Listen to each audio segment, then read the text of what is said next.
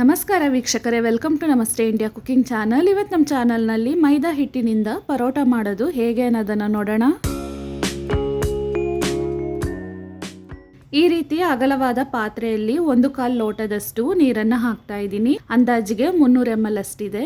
ಇದರಲ್ಲಿ ಅರ್ಧ table spoon ಉಪ್ಪು, 1 ಟೇಬಲ್ ಸ್ಪೂನ್ ಸಕ್ಕರೆ, ಒಂದು ಚಿಕ್ಕ ಸೌಟು ಸನ್ಫ್ಲವರ್ ಎಣ್ಣೆಯನ್ನು ಹಾಕ್ತಾ ಇದ್ದೀನಿ. ಸಕ್ಕರೆ ಪೂರ್ತಿ ಕರಗೋವರೆಗೂ ಇದನ್ನು ಮಿಕ್ಸ್ ಮಾಡ್ತಾ ಇದ್ದೀನಿ. ಒಳ್ಳೆ ಬ್ರ್ಯಾಂಡೆಡ್ ಮೈದಾ ಹಿಟ್ಟನ್ನು ಉಪಯೋಗಿಸಿ, ಆಗ ಮಾತ್ರ ಪರೋಟ ತುಂಬಾನೇ ಚೆನ್ನಾಗಿ ಬರುತ್ತೆ. 3/4 kg ಮೈದಾ ಹಿಟ್ಟನ್ನು ಹಾಕ್ತಾ ಇದ್ದೀನಿ.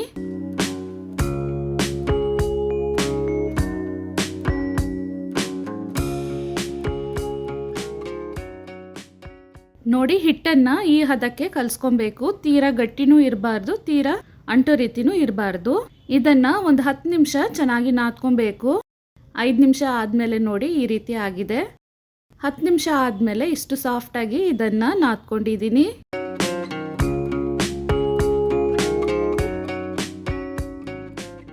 ನೋಡಿ, ಈ ರೀತಿ ಸಾಫ್ಟಾಗಿ ಕಲಿಸ್ಕೊಬೇಕು. ಇದನ್ನು ಮಿನಿಮಮ್ 1 ಅವರ್ ಆದರೂ ಹಾಗೇನೆ ಇಡಬೇಕು. ನಾನು 2 ಅವರ್ ಹಾಗೇನೆ ಇಟ್ಟಿದ್ದೀನಿ. 2 ಅವರ್ ನೆಂದು ಹಿಟ್ಟು ಚೆನ್ನಾಗಿ ಸಾಫ್ಟ್ ಆಗಿದೆ.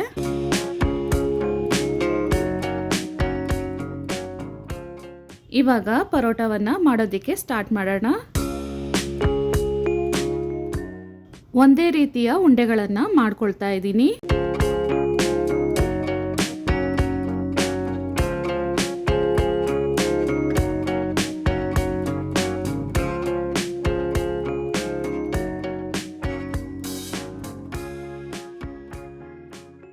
ಈ ರೀತಿ ಉಂಡೆಗಳನ್ನು ಮಾಡಿಕೊಂಡು ಒಂದು ಕಡೆ ಹಾಗೆ ಇಡ್ತಾ ಇದ್ದೀನಿ.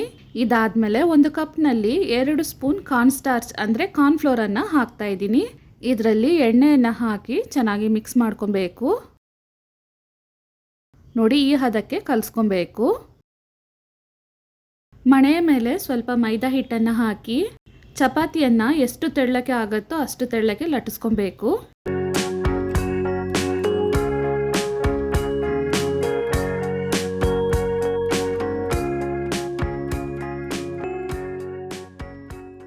ಹಿಟ್ಟನ್ನು ಈ ರೀತಿ ಲಟ್ಸಾದ್ಮೇಲೆ ಚಾಕುವಿನಿಂದ ಈ ರೀತಿ ಕಟ್ ಮಾಡ್ತಾ ಇದ್ದೀನಿ.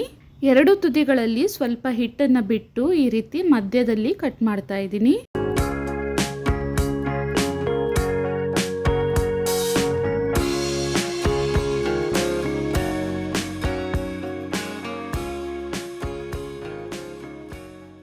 ಈ ರೀತಿ ಕಟ್ ಮಾಡಾದ್ಮೇಲೆ ಕಾರ್ನ್ಫ್ಲೋರ್ ಮತ್ತು ಎಣ್ಣೆಯ ಮಿಶ್ರಣವನ್ನು ಇದ್ರ ಮೇಲೆ ಸವರ್ತಾ ಇದ್ದೀನಿ.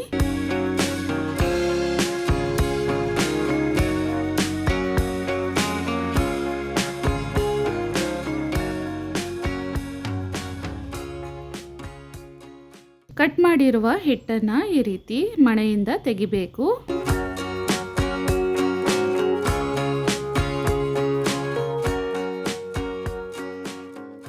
ಹಿಟ್ಟನ್ನು ಕೈಯಲ್ಲಿ ತಗೊಂಡ್ಮೇಲೆ 2 ಕಡೆನೂ ಇದನ್ನು ಚೆನ್ನಾಗಿ ಎಳೆದು ರೋಲ್ ಮಾಡ್ತಾ ಬರಬೇಕು. ರೋಲ್ ಮಾಡ್ತಾನೆ ಎಷ್ಟು ಆಗುತ್ತೋ ಅಷ್ಟು ಇದನ್ನು ಎಳಿಬೇಕು.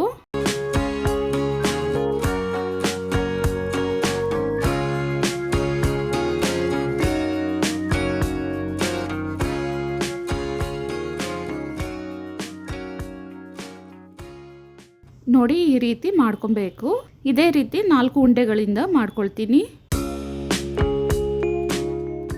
ಕೈಯಿಂದನೇ ಹಿಟ್ಟನ್ನು ತಟ್ಕೊಳ್ತೀನಿ. ಪೂರಿಯಷ್ಟು ಸೈಜ್ಗೆ ಇದನ್ನು ತಟ್ಕೊಳ್ತೀನಿ.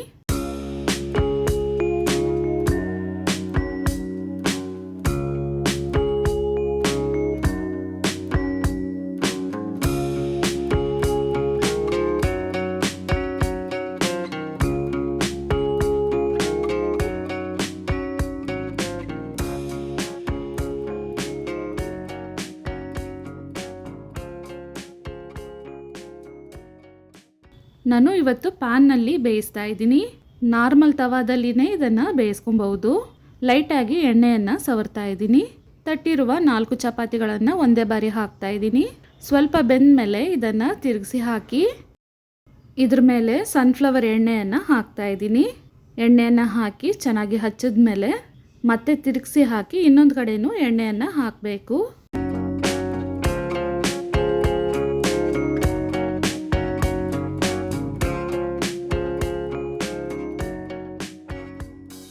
ಪರೋಟವನ್ನು ತಿರುಗಿಸಿ ಹಾಕ್ತಾ ಎರಡು ಕಡೆನೂ ಕಂದು ಬಣ್ಣ ಬರೋವರೆಗೂ ಚೆನ್ನಾಗಿ ಬೇಯಿಸ್ಕೊಬೇಕು. ಪರೋಟ ಚೆನ್ನಾಗಿ ಬೆಂದಾದ್ಮೇಲೆ ನಾವು ಮಾಡಿದ್ದ ಲೇಯರ್ ಚೆನ್ನಾಗಿ ಕಾಣಿಸ್ಕೊಳ್ಳುತ್ತೆ.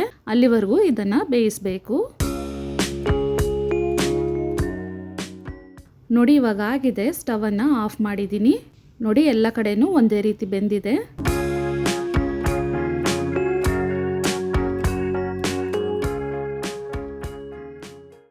ಬೇಯಿಸಿರುವ ಪರೋಟಗಳನ್ನು ಒಂದು ತಟ್ಟೆಯಲ್ಲಿ ಒಂದ್ರ ಮೇಲೆ ಒಂದು ಹಾಕಿದ್ದೀನಿ.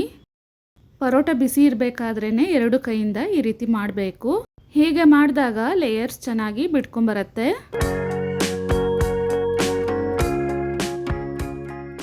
ಸಾಫ್ಟ್ ಆದ ಮತ್ತು ರುಚಿಯಾದ ಪರೋಟ ಇವಾಗ ರೆಡಿಯಾಗಿದೆ. ವೀಕ್ಷಕರೇ, ಈ ವಿಡಿಯೋ ನಿಮಗೆ ಇಷ್ಟ ಆಗಿದ್ದರೆ ನಮ್ಮ ಚಾನಲನ್ನು ಲೈಕ್ ಮಾಡಿ, ಸಬ್ಸ್ಕ್ರೈಬ್ ಮಾಡೋದನ್ನು ಮರೆಯಬೇಡಿ. ಧನ್ಯವಾದಗಳು.